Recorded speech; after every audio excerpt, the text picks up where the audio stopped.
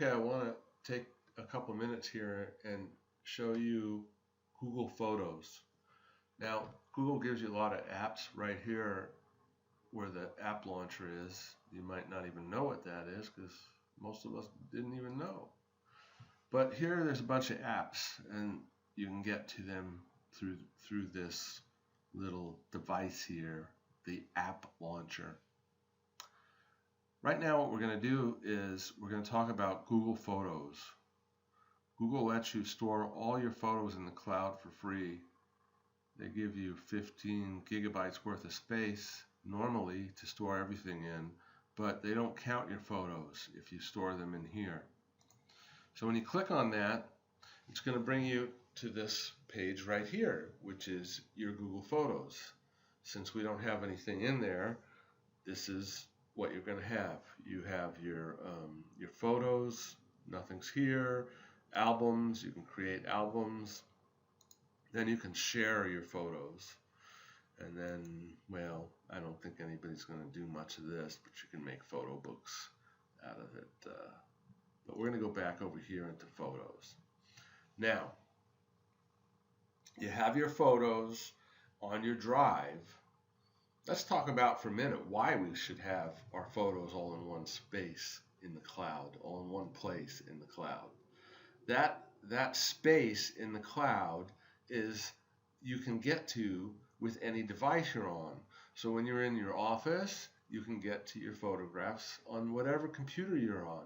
You don't have to sit there and say, oh, all that information is on my phone or on my desktop or on my tablet.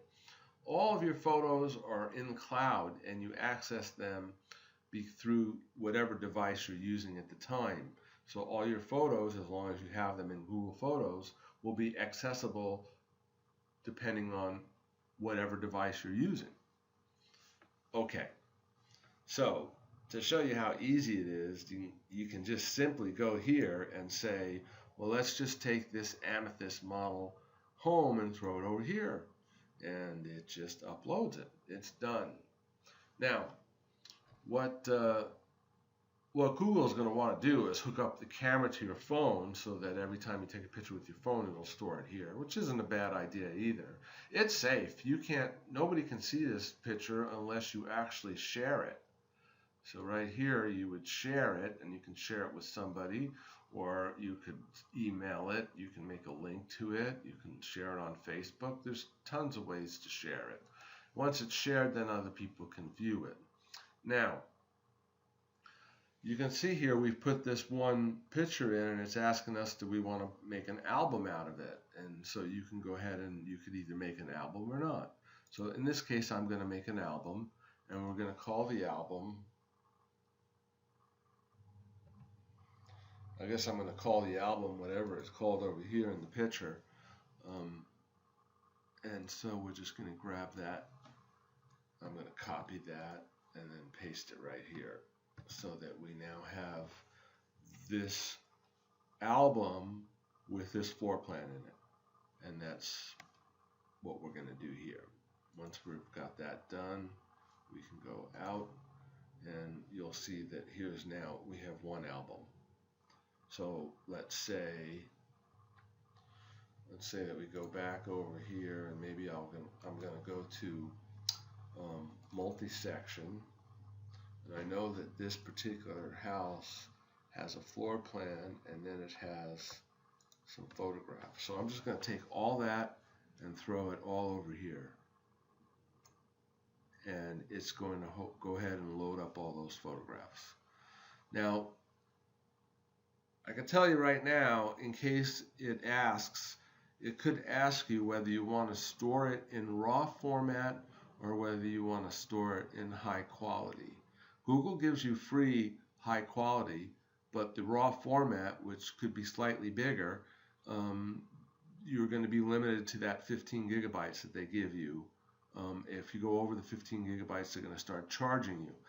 All the pictures in high definition are perfectly fine. They are high resolution and high enough for just about anything. So I store all of my photos in that format. It didn't ask me because I've already played in here, and it asked me that one time, and once I told it that I just wanted it to store free high definition, and then it hasn't asked me since. We're going to add all this to one album. We're going to call it a new album. And then that new album was, well, what was that floor plan? I guess this is it right here. It's CH1. Okay, so we're going to copy that, and we're going to go back over here, and we're going to paste that into that album. Okay, now I believe this is going to be a Kafka special.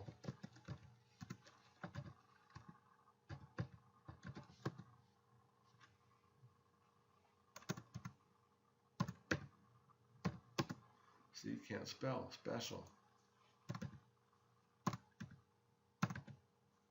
Just playing with you. Okay.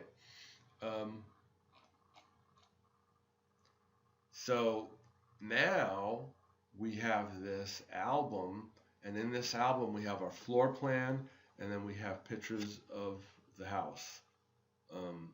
And it's associated. With that, I have different size floor plans here, which I guess I don't need all these sizes, so I'm going to get rid of these. I didn't think about that. We only really need to have that. We're going to take 2 floor plans. Now we're just going to take 1 floor plan.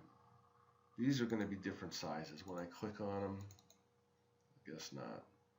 This one and this one. I want a bigger one because I have a small one. Okay, let's just keep it like that. So you have your floor plan and you have your houses.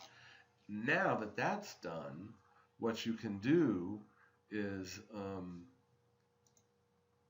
you can now share this all these pictures all in one shot to somebody. And so what you can do is just go over here and say share, and we're just going to give that a try right now. See what happens there. Okay.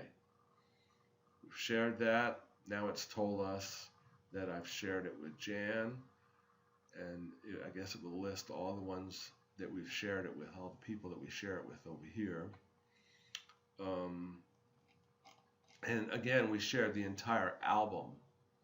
If we go back to our main screen, we can see now that we have the 2 albums here. One is the Amethyst Loft model, and I guess I made a mistake there. That Amethyst Loft, no, yeah, that's right, because the special is this Kafka. Okay.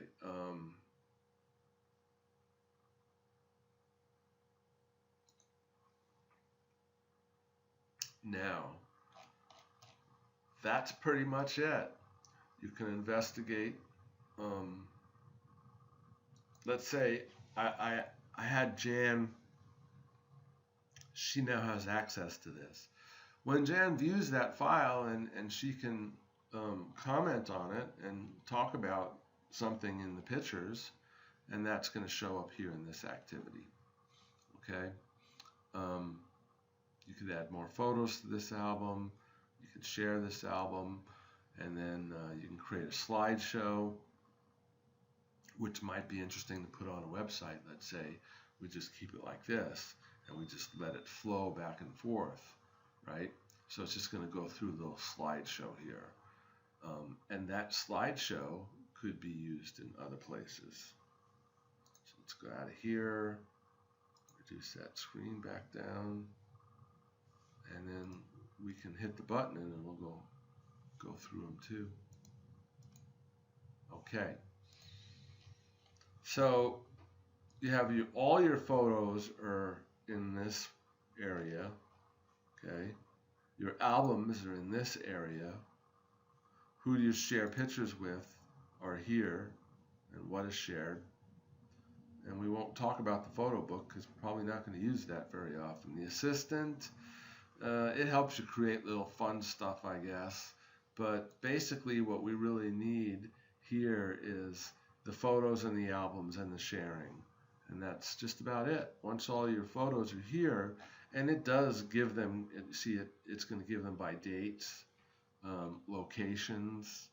It's very good to have your photos all in one place. And I'm saying that from somebody who lost their house in a fire that has no pictures of when I was young, because all the pictures burned up in a fire. So I'm very um, um, excited about the idea that people can store all their photos in the cloud at no cost. It'll always be there.